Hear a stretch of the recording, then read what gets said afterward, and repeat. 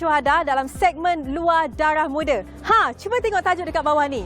Bukan biasa-biasa kan? Kerana kita adalah generasi luar biasa, generasi DIY. Okey, seperti kita tahu, renjatan elektrik ini sering kali berlaku sekiranya kita menyentuh suis elektrik dalam keadaan tangan yang basah. Jadi, dengan teknologi suis sentuh ataupun Wi-Fi wall light switch, ia mampu menghilangkan risiko ini. Kalau kita tengok kan, suis sentuh ni selalunya ada pada lampu, ada pada kipas, tapi sebenarnya ia boleh ada kepada pelbagai bentuk perkakas elektrik. Dan kalau kita berada dalam situasi ribut petir, hujan lebat, kadang-kadang keluar rumah terlupa nak tutup suis, jangan risau kerana aplikasi melalui suis sentuh ini hanya di hujung jari saja anda boleh mengawal suis di rumah anda dalam keadaan yang lebih selamat. Dan untuk itu, nak tahu bagaimana caranya DIY menukar suis elektrik konvensional kepada suis sentuh? Jom ikut saya.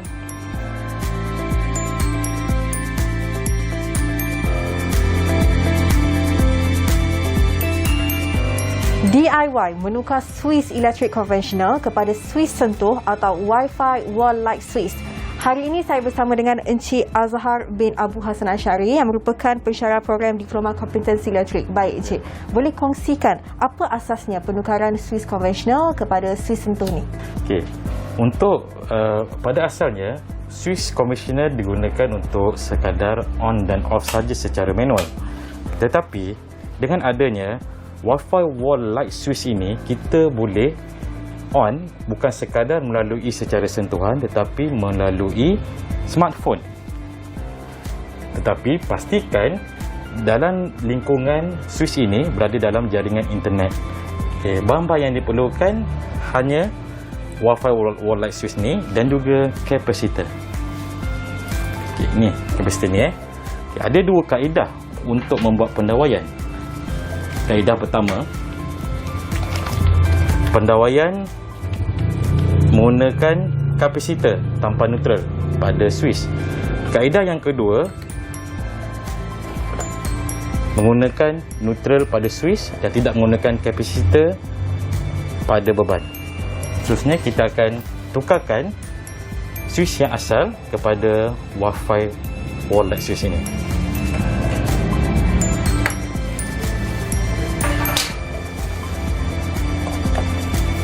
Pertama sekali, ingat, kena pastikan sebelum kerja-kerja penukaran suis, pastikan tiada bekalan elektrik. Okay, sekarang ni, terminal pada bahagian asal suis ini adalah terdapat wire live dan juga wire L1. Jadi kita cuma ikut saja pada pendawaian asal. Jika kita lihat pada Wi-Fi wall light switch ini, dia ada terminal L, L1, L2, L3. Tetapi yang hanya digunakan untuk switch ini kerana switch ini adalah switch satu hala, kita hanya gunakan pada terminal L dan juga L2.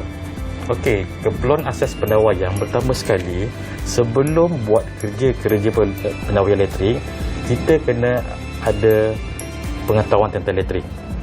Okey, yang kedua, pastikan untuk buat kerja-kerja elektrik ini, seseorang itu perlulah mempunyai kompetensi seperti pendawai elektrik, iaitu PW4. Okey, untuk selain daripada switch ini, ia boleh digunakan untuk mengawal kipas, untuk mengawal CCTV, door access, auto gate, bukan saja untuk sis lampu sahaja. Okey. Jadi dia memang boleh digunakan untuk satu rumah seperti yang kita kenali sebagai smart home. Okey, proses penukaran dia tidak mengambil masa yang lama. Anggaran bagi setiap switch lebih kurang 10 minit saja. Okey, sekarang pendawaian pada switch terminal telah siap dilakukan. Okey, sekarang kita akan cuba fungsi setelah kita buat pendawaian. Okey. Sekarang kita sambungkan permukaan Wi-Fi wall light switch ini pada bahagian hadapannya. So, ini adalah dia punya push button ni. Kita just sentuh pada sini saja. Okey. Okey, you see? Yang paling penting bunga-bunga internet. Ya, bunga internet. Sebab kat sini dia ada simbol Wi-Fi internet.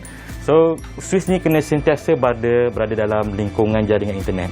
Okey, sebab kalau tak ada internet, so kita tak boleh kawal melalui kawalan jauh. Baik, terima kasih kepada Encik Azhar atas penerangan sebentar tadi. Jadi sebenarnya penukaran Swiss elektrik konvensional kepada Swiss Sentuh ini lebih selamat dan mudah untuk setiap para pengguna. Ya, betul.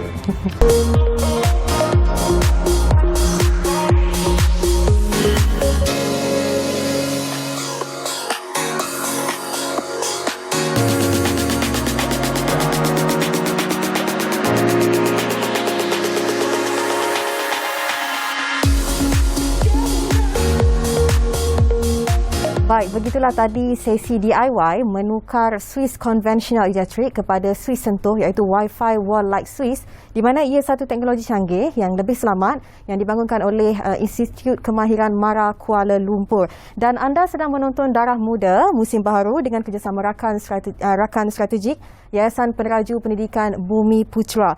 Dan hari ini satu topik yang kita akan bawakan adalah tentang Majlis Getah Malaysia Perkasa Agenda Ekonomi Belia. Dan seperti kita sedia maklum, Malaysia dalam senarai 10 pengeluar utama getah asli, dan getah asli merupakan satu daripada komoditi penting yang utama yang membantu dalam menjana pendapatan negara di samping kelapa sawit, koko dan juga kayu kayan. Dan Malaysian Rubber Council MRC yang dahulunya dikenali sebagai Majlis Promosi Ekspor Getah Malaysia MREPC ditubuhkan pada 14 April tahun 2000 di bawah Kementerian Perusahaan, Peladangan dan Komoditi KPKK dengan misi membawa produk getah asli, getah Malaysia ke pasaran dunia. Dan hari ini dalam Darah Muda kita ingin mengetahui apakah sebenarnya peranan generasi muda ke arah ini, dan bersama saya ialah seorang tetamu yang dibawakan khas ke studio Darah Muda iaitu Encik Nur Hizwan Ahmad yang merupakan Ketua Pegawai Eksekutif atau CEO Majlis Getah Malaysia. Selamat datang Encik Hizwan. Terima kasih Ain, terima kasih. Ya. Baik, sebelum kita bermula, penghargaan khas juga diberikan kepada tajaan set oleh Majlis Reka Bentuk Malaysia MRM iaitu Agensi Kementerian Perdagangan Antarabangsa dan Industri MITI, dan set ini adalah daripada Siri RT Komo yang telah mendapat penganugerahan Malaysian Good Design Award oleh MRM, dan ia direka khas oleh mereka muda yang berusia 33 tahun iaitu Muhammad Sujab bin Hasbullah dan dikeluarkan oleh syarikat tempatan Oasis Furniture Industry Sendirian Berhad. Baik, berbalik kepada topik kita hari ini adalah tentang industri getah. Okay. Majlis Getah Malaysia Perkasa Agenda Ekonomi Belia. Baik Tuan, boleh kongsikan apa sebenarnya fungsi dan peranan Majlis Getah Malaysia? Okey Ain, terima kasih, dan bernama juga terima kasih hari ini set yang baru dan selesa saya rasa. Dan tadi fungsi sebenarnya Ain dah sebut dah awal tadi ya. Majlis Getah Malaysia ini yang ditubuhkan lebih kurang 22 tahun lepas. Sebenarnya tak ramai orang tahu apa fungsi dia. Kalau kita sebutkan pasal getah yang terlintas di pemikiran orang ramai hanyalah Lembaga Getah Malaysia LGM. Tetapi ada bezanya di antara Lembaga Getah Malaysia dan Majlis Getah Malaysia, yang mana Majlis Getah Malaysia ini dia lebih menumpukan kepada usaha-usaha mempromosikan getah Malaysia dan juga produk hasil daripada getah yang ada di Malaysia inilah. Jadi itu antara fungsi utama. Tetapi pada tahun lepas Ain, kita telah mengembangkan lagi peranan dan fungsi Majlis Getah Malaysia ini, yang mana kita bukan hanya menumpukan kepada penjualan ataupun ekspor getah dan produk getah Malaysia yang macam Ain bagi tahu tadi, di antara yang terbaik di dunia dan di antara yang terbesar di dunia. Dan kita juga pada tahun lepas ataupun pada tahun 2020 lah, kita dah masuk 2022 ni kan, kita telah mengembangkan peranan kita turut juga menjaga industri ni daripada awalnya, iaitu daripada peringkat pekebun-pekebun kecil, di peringkat pertengahan penghasilan bahan separuh mentah untuk menghasilkan produk getah, dan sudah tentu objektif utama yang menjadi tumpuan kita adalah untuk membantu syarikat-syarikat ataupun industri getah dan produk getah Malaysia untuk mengembangkan pasaran mereka di luar negara. Jadi untuk itu kita beribu pejabat di Kuala Lumpur ini, tapi kita juga mempunyai banyak pejabat di luar seperti di Amerika Syarikat, di Washington DC, di India juga kita ada di Mumbai, dan 2 pejabat kita di China, dan insya-Allah satu di London akan dibuka. Sebelum ini kita ada di Rotterdam untuk kita melihat kepada pasaran Eropah. Dan pada 24 Januari ini, Yang Berhormat Menteri Kementerian Perusahaan Perdagangan dan Komoditi sendiri, Yang Berhormat Datuk Hajah Zuraidah Kamaruddin akan merasmikan pejabat serantau agri-komoditi, termasuklah untuk memberi fungsi kepada MRC di Jeddah. Jadi untuk itu kita akan mengembangkan lagi dan kita akan memastikan penguasaan kita terhadap pasaran getah, khususnya beberapa produk yang dikira antara yang terbaik dan terbesar menyumbang kepada ekonomi ekspor Malaysia, iaitu sarung tangan getah. Okey. Kita akan bertumpu di situ nantilah. Okey. Baik Syizwan, bagaimana pula dengan tahun 2022 ni? Prospek industri getah Malaysia. Okey, kalau kita lihat industri getah ni dia besar dan dia sebenarnya antara industri yang tertua. Penghasilan produk getah itu getah itu daripada satu komoditi, dan penghasilannya semakin lama dengan bantuan inovasi, semakin banyak produk yang boleh dibuat ataupun dihasilkan melalui sumber getah. Jadi untuk tahun 2022, kalau saya sebut sebelum ini pun, untuk tahun lepas, peningkatan ekspor negara bagi barangan latex ni dia mencecah 51 bilion. 51 bilion ini bukan jumlah yang kecil dikala industri lain mungkin agak terkesan dan terjejas, tetapi ekspor negara bagi barangan latex ini mencecah 51 bilion, dia meningkat 24 bilion kerana sebelum ini dia 27.6.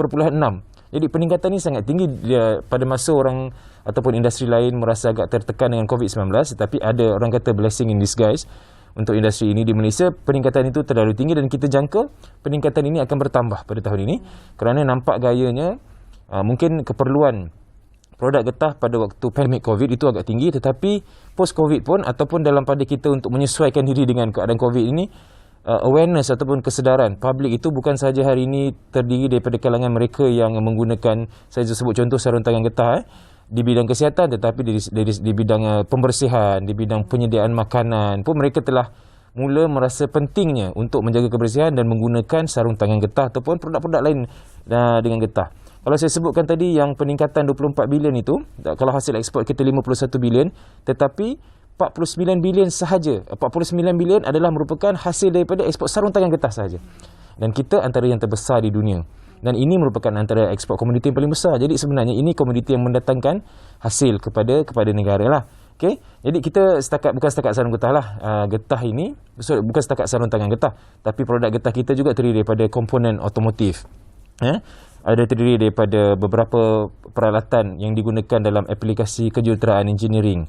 Okey, kita ada produk-produk yang menggunakan, kalau boleh sebut getah, kayu getah juga kita guna untuk baju semak. Itu adalah getah, banyak orang panggil getah scrap, ada panggil getah lantun. Okay. Dan ini kalau kita lihat di skrin ini adalah kilang untuk menghasilkan pendapatan lebih tinggi kepada pekebun-pekebun kecil getah, daripada getah itu yang bernilai. Sekarang ni kita kawal, kerajaan hari ini bagi tahu kalau harganya kurang daripada RM2.50, pekebun-pekebun getah melalui skim yang disediakan oleh kerajaan melalui Lembaga Getah Malaysia, dia akan diberi subsidi getah. Dia akan diberi subsidi harga. Jadi apa yang kita dapat lihat di skrin ini ialah bagaimana getah itu daripada getah buku ataupun getah lantun orang kampung panggil, dia akan diubah menjadi getah yang kita panggil sebagai getah crepe. Getah crepe ini adalah satu jenis produk separuh siap yang dapat digunakan untuk membuat banyak produk. Jadi bila kita dapat, kalau sebagai contoh cadangan projek ini ialah untuk menghapuskan orang tengah yang selama ini memberikan kesan jugalah kepada pendapatan pekebun-pekebun kecil kita. Jadi apabila mereka dapat merubah penjualan daripada hanya menjual getah buku itu, dibersihkan dan sebagainya di sini, produk akhir ini akan mendatangkan pendapatan mereka hampir 1 kali ganda lebih tinggi. Dan kalau kita tengok tadi ada air, sebenarnya air itu adalah serum yang boleh digunakan untuk membuat produk kecantikan dan harganya boleh tahan. Jadi ini sebenarnya adalah salah satu lagi usaha kita, usaha di antara LGM, Lembaga Getah Malaysia dan Majlis Getah Malaysia untuk meningkatkan harga getah dan meningkatkan potensi produk ini. Maksudnya bukan sahaja kepada yang ni, tapi boleh buat produk kecantikan. Banyak lagi sebenarnya. Ini kita nak ucap tahniah, terima kasih kepada Lembaga Getah Malaysia, LGM, yang tak pernah penat daripada penubuhannya untuk menjalankan R&D dan banyak produk lagi sebenarnya, insya-Allah. Baik, selain daripada itu Cik Izwan, apa pula cabaran utama dalam memperkasakan industri getah di negara ini? Okey, cabaran utama sebenarnya seperti mana industri lain, cabaran yang paling besar yang kita hadapi sekarang ini adalah dari segi tenaga kerja.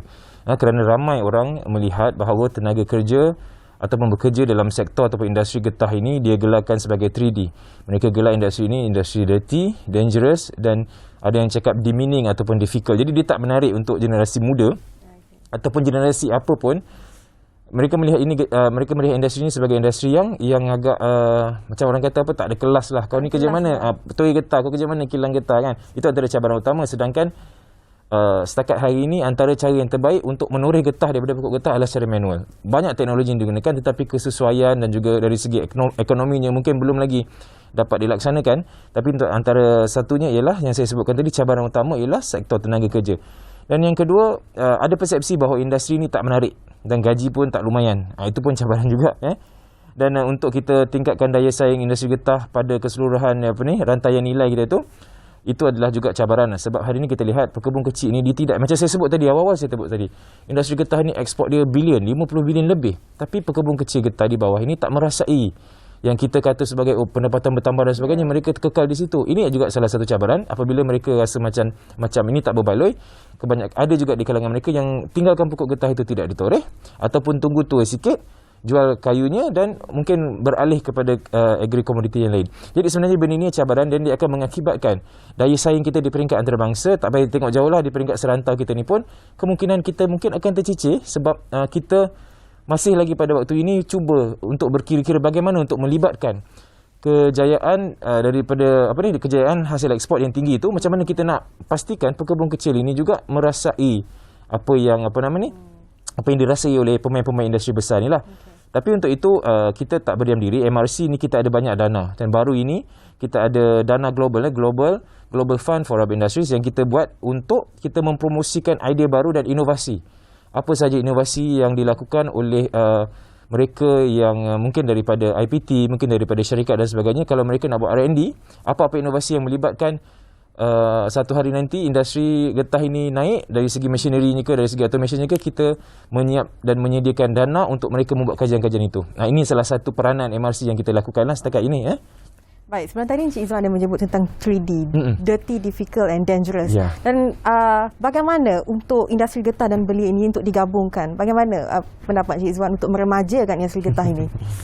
Industri getah ni orang katalah industri orang pencen, industri orang kampung. Some people call it as a sunset industry, yang orang tak pandang. Tetapi bagaimana cara untuk kita memastikan industri ini terus berkembang? Sebab kita tahu demand ataupun permintaan ini sangat tinggi. Dalam kita membuat pemasaran, yang paling penting, kalau ada permintaan yang tinggi, sudah tentu kita kena menyiapkan. Kita kena menyiapkan pasaran. Dan untuk orang-orang muda ni, kita tak boleh lari daripada teknologi.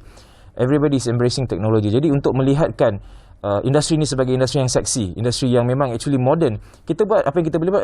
Kita memodernkan seluruh rantaian pengeluaran getah itu, daripada torehannya kepada penyiapan barang separuh siapnya kepada penghilangannya. Jadi bagaimana cara untuk kita menunjukkan kepada dan meremajakan ini, ialah kita meremajakan sistem dalam industri itu sendiri. We go right into the core of cara penghasilan produk. Kita boleh buat automation melibatkan teknologi. Kita boleh buat pelbagai cara lagi untuk memperlihatkan bahawa industri ini bukan biasa-biasalah, bukan kaleng-kaleng, tapi memerlukan orang yang berkemahiran tinggi. Dan anak muda kita hari ini adalah anak muda yang berteknologi tinggi. Our Zoomers, kita punya millennials, semua bercakap dan berkecimpung dalam bidang teknologi. Jadi bagaimana caranya untuk kita pastikan bahawa teknologi yang berlaku dalam negara kita ini seiring dengan teknologi yang berada di dalam susur galur pembuatan produk getah itu daripada awal sampai akhirnya. Jadi untuk itu pun ini yang paling special. MRC ni semua benda dia boleh buat. Kita juga menyediakan grant, kita juga menyediakan beasiswa untuk anak-anak kita ataupun anak-anak muda, remaja yang ingin menyambung pelajaran ke dalam bidang yang berkaitan dengan teknologi ini. Itu saya rasa antara menampakkan betul-betul bahawa MRC ni, Majlis Getah Malaysia ini, di bawah Kementerian Perusahaan Perdagangan ini, kita betul-betul memikirkan cara yang terbaik dan kita membantu fasilitasi untuk kita sampai kepada objektif yang kita nak capai itulah. Baik, dengan inisiatif MRC untuk menarik minat golongan muda terutamanya untuk berada dalam industri getah ni, bagaimana dengan penglibatan setakat ini? Penglibatannya saya kira setiap tahun kita punya, kalau saya sebut contoh tadi, kita punya beasiswa, program beasiswa kita, terdapat limpahan permohonan daripada jumlah yang kita boleh luluskan pada satu-satu masa. Jadi pada saya ini satu permulaan yang baik, satu permulaan yang bagus, dan kita rasa kita akan memperkembangkan. Kita lihat setiap tahun, apabila kita sampai ke hujung tahun, kita akan nilai semua program-program kita, dan kita dapati bahawa program memantapkan teknologi ini melalui pemberian grant, melalui pemberian beasiswa dan sebagainya, mendapat sambutan yang cukup baik. Jadi setiap tahun kita akan perbaharui dan kita akan perbaiki, dan kita sentiasa memikirkan cara bagaimana untuk kita terus pastikan. Sebab kalau saya sebut tadi, getah ini antara satu benda yang Malaysia ni number one in the world. Kita pengeluar sarung tangan getah terbesar terbaik dunia. Tak kiralah getah latex ataupun nitrile, iaitu getah tiruan ini, getah sintetik, tapi kita nombor satu. Jadi menjadi hasrat MRC untuk memastikan Malaysia sekurang-kurangnya kekal nombor satu dari segi itu. Sebab kita mungkin ada ketinggalan, banyak ketinggalan dalam pelbagai bidang, tapi ini satu bidang yang kita kena kekalkan, dan MRC adalah satu agensi yang akan mendukung dengan serius hasrat kerajaan ini. Baik, sejauh mana pula sektor industri getah ini melalui proses transformasi dan evolusinya dari era ke era? Okey, banyak. Saya rasa kalau nak sebut dari era ke era, transformasi dan evolusi ini dia sentiasa berjalan dan adalah menjadi tanggungjawab kita, tanggungjawab MRC dan juga tanggungjawab Lembaga Getah Malaysia untuk memastikan bahawa segala teknologi yang berlaku, segala perkembangan yang berlaku, kalau dulu saya nak tunjuk satu contoh, kalau dulu kita boleh ekspor secara bebas ke luar negara, tetapi hari ini di beberapa negara, antara produk-produk kita, tak kisahlah produk sawit atau produk getah, sarung tangan dan sebagainya, telah dimula dikenakan sekatan. Jadi evolusi itu berlaku, perubahan itu berlaku, demand itu berlaku dan masyarakat antarabangsa hari ini dia makin memilih produk bagaimanakah yang dibenarkan untuk dijual di negara kita. Untuk dibenarkan dijual di negara mereka. Jadi mereka hari ini bercakap tentang sustainability, kemapanan kan. Dia bila kita sebut tentang ladang getah, dia nak tengok pula bagaimana kita mengusahakan ladang itu, bagaimana penorehnya. Kalau di kilang getah, bagaimanakah cara kita menjaga dan melayan pekerja-pekerja kita.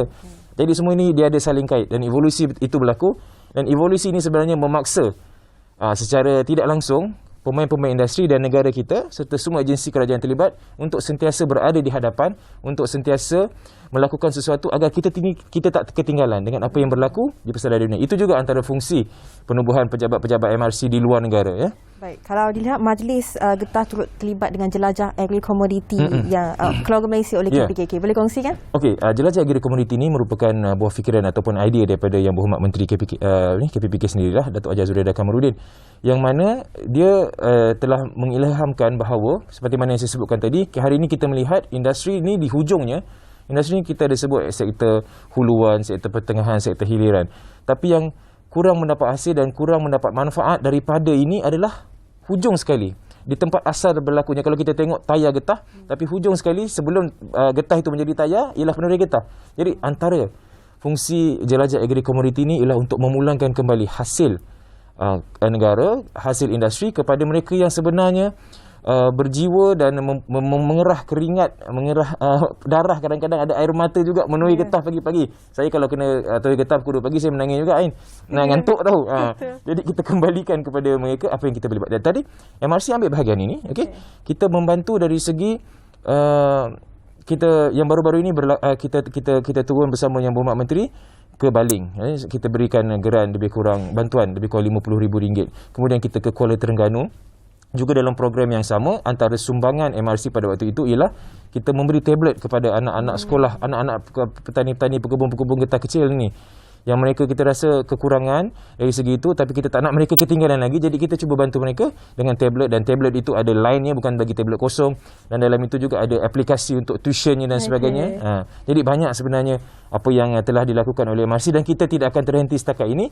2022 ini menjadi tahun yang kita berazam untuk mengukuhkan lagi peranan kita dalam jelajah agri komoditi bersama dengan KPPK dan semua agensi lain. Baik, Encik Izwan, sebagai CEO Majlis Getah Malaysia, apa hala tuju Encik Izwan seterusnya untuk memperkasakan industri getah ini? Khususnya kepada belia. Khususnya kepada belia, macam saya cakap tadi, orang gelar getah ni sunset industry. Datang CEO muda. Jadi saya rasa kalau kita lihat sejarah lah, pokok getah pertama yang ditanam di Malaysia ini dibawa dari Kew Gardens di Richmond, di United Kingdom. Dibawa separuh tanam di Singapura, separuh tanam di Kuala Kangsar. Jadi kalau I nak tahu, pokok yang ada di Malaysia ini, yang pertama kali datang Malaysia ini, hari ini pokok tu usianya 145 tahun. Dan pokok itu masih hidup lagi. Ada saya ingat dekat depan pejabat perbandaran di Kuala Kangsar itu. Jadi sebegitu lama, 145 tahun. Jadi apa inisiatif kita untuk pastikan ini sentiasa remaja, kita seperti saya sebutlah, kalau dalam usaha kita, selepas kita lihat permasalahan, kita datang dengan solusi. Masalah ni banyak, nak bentang tak cukup, tapi antara solusi yang telah kita tawarkan supaya program ini supaya industri ini sentiasa remaja, sentiasa segar, ialah kita mengeluarkan dana yang kita gelar sebagai dana untuk automasi dan teknologi hijau. Green Technology and Automation akan membantu industri untuk sentiasa memastikan dia bukan sahaja menghasilkan produk, tapi produk itu dihasilkan dengan teknologi yang hijau. Ini adalah keperluan pasaran antarabangsa. Okey, baik. Adakah MRC turut terlibat dengan bencana banjir yang berlaku baru-baru ini? Oh, sudah tentu MRC bergiat sangat aktif. Kita antara agensi yang paling awal berada di lapangan. Saya kena puji diri sendiri sebab betul-betul berlaku waktu malam banjir itu berlaku, beberapa orang aktivis-aktivis ataupun NGO yang bekerjasama rapat dengan MRC ini juga turut terkesan dengan aktiviti banjir, dan kita telah turun padang beberapa kali dan banyak yang telah kita lakukan, termasuklah di Kelang, termasuk di Seri Muda, termasuk di Hulu Langat dan sebagainya. Kita bukan sekadar memberi bantuan kewangan, tetapi kita telah bekerjasama dengan agensi dan NGO bersama dengan pelajar-pelajar universiti sebenarnya. Pelajar-pelajar IPT, kita turun padang dan kita bantu pemeriksaan. Ini sebagai sebahagian daripada tanggungjawab yang kami rasakan, yang boleh kami berikan kepada masyarakat lah, untuk beri balik kepada mereka di waktu kesusahan itu. Begitu. Baik, terima kasih kepada Sama-sama. Encik Nur Hizwan Ahmad, Ketua Pegawai Eksekutif CEO Majlis Getah Malaysia, untuk perkongsian mengenai Majlis Getah Malaysia, bagaimana untuk meningkatkan lagi industri getah khususnya kepada golongan belia. Baik, dan kepada anda yang menonton Darah Muda hari ini, terima kasih, salam Jumaat, dan kita terus memperkasakan industri getah ini khususnya kepada golongan belia untuk merasa minat dalam meremajakan industri getah ini. Untuk itu sekian, terima kasih. Assalamualaikum.